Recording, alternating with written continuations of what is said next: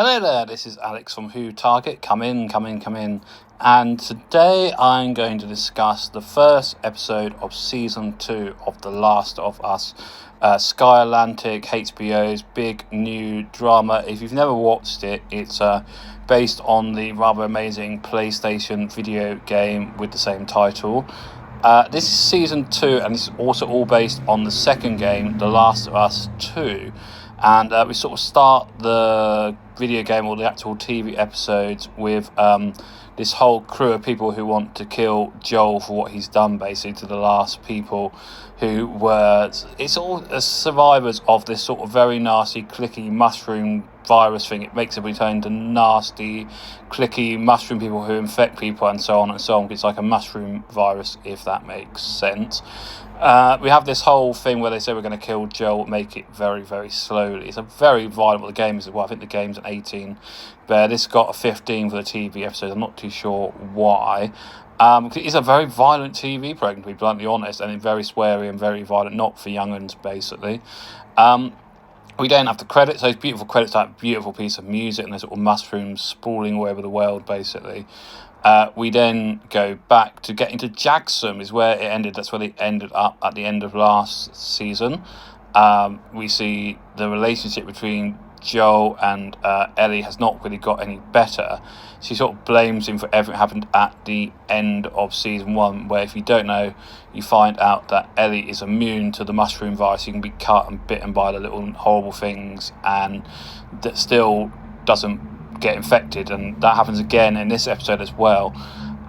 We see this sort of relationship between Joel and Ellie has really disintegrated. You know, she was his daughter in theory. She's not his related blood daughter, but by the end of the first season, she is his daughter, basically, in all respects of that. And now she's living separately in her basement. She's a teenager and she hates him, basically. It's a great use of music. It had bits of Nirvana when she's in there. She's very into manga art and things like that, basically. So a great performance here by Bella Ramsey. Pedro is very good as well, and we start to find out the other characters in the episode, basically. We see the therapist who's trying to be looking after Joel and getting him to unveil all his problems with Ellie, but we also find out that is the wife of the person at the end of season 1, Joel's character killed. So lots of problems there. I like the fact that she's drinking whiskey for the whole of their sort of therapy session, and Joel actually picks up, you're drinking alcohol, you meant to do that.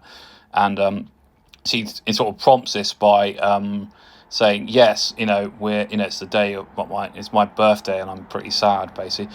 The whole feeling of this whole episode is sadness and loss, and the fact that we're the last survivors, why it's called The Last of Us, basically. But around all this, the mushroom parasites are still there.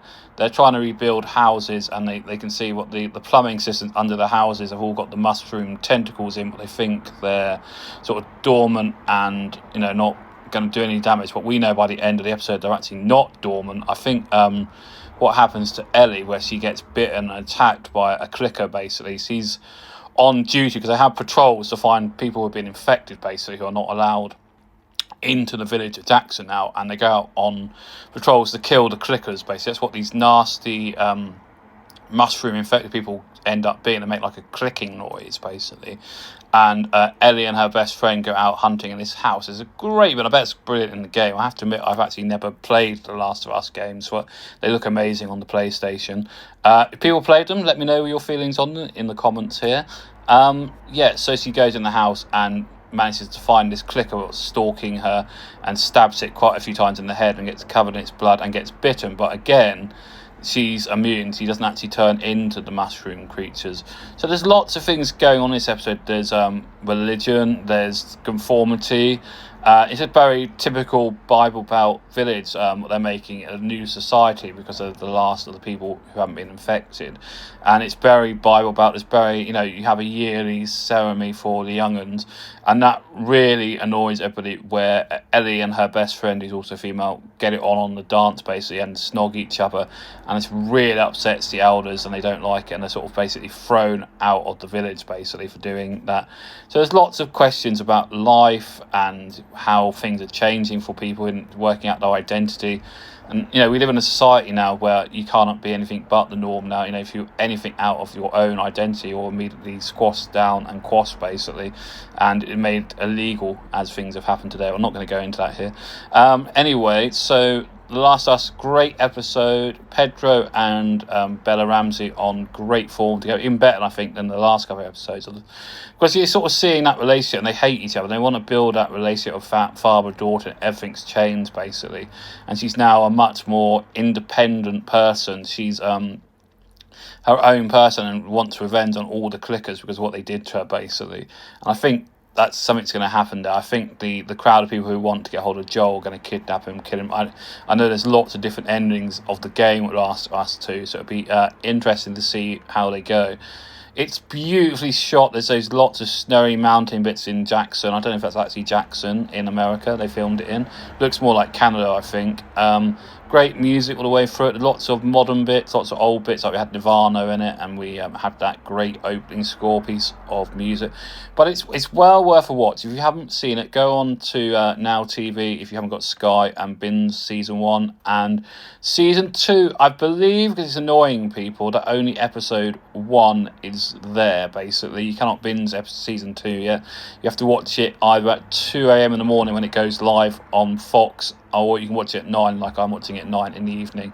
So Last of Us, absolutely excellent program. If you like it, don't like it, leave a comment, let me know your feelings. Is there any Doctor Who news while we're here? Well, of course, season 2 has started. Will be a video on season 2 episode Lux on tomorrow, because it's on a Saturday, so it's only not Thursday. I'm dead ahead of myself.